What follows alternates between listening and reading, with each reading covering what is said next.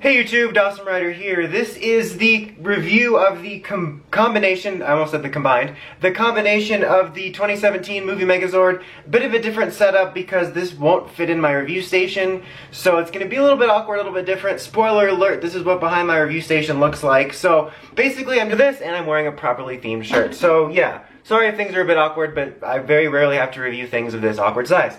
So, as you can see, I already have the legs here just standing where they're supposed to go. At least I'm pretty sure they're supposed to go.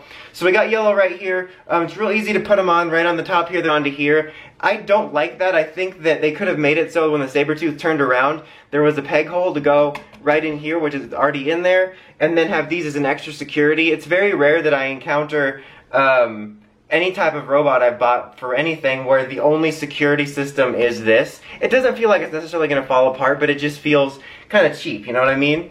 Okay, so now for the pterodactyl, you just take the wings here, which I've already attached the little red parts here. I might be on wrong, you never know, classic me. Whoops, wrong side. So take these little shapes here, and you'll find their corresponding thing on the back here. Unless I'm totally misreading it, you're supposedly supposed to put this pterodactyl in there like the sword. It looks weird, honestly. It looks like it just lost its mind and ripped the pterodactyl's head out of here. And then you have this other sword next to other things. Before I forget it, also you can take the little mammoth shooter thingy from, well, Mammoth, or Mastodon, sorry, and you can put it in there like a weapon, but I'm not going to waste my time showing it. I already just wasted time explaining it. Okay, really the only change is that I'm not behind the camera, although I'm probably going to be going over there in a second. Okay, so going into this, I knew that there was going to be one robot everyone wanted to see this next to for a complete comparison, and that is K2SO. As you can see, towers above him. I can't even believe it. I was told that this Steel Megazord, which is pretty much just your standard Megazord. Hello, mate. Oh.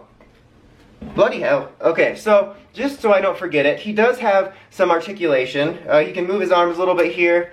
You can move it around here. You can bend his legs because of transformation, but I guess you can sort of get him in a pose like that, but it's pretty unstable. And you can move his head. Okay, so I'm just going to stay over here with this for the final verdict. So overall, it's kind of a mixed bag for this thing with me. It's definitely an impressive size, being the biggest combined Megazord we've gotten, as far as I can remember. So that's impressive, for sure. And once I got it together, I did like it better than when I initially saw pictures and stuff. But still, honestly, Lions came out at the same time for basically the same price point and do not feel cheap.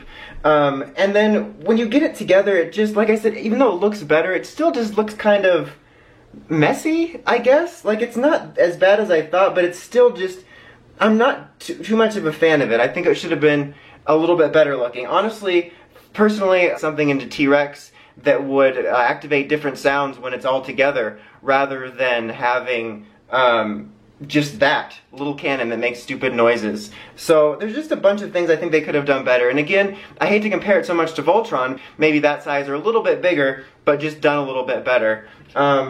But yeah, and also I personally prefer the interactive Megazord.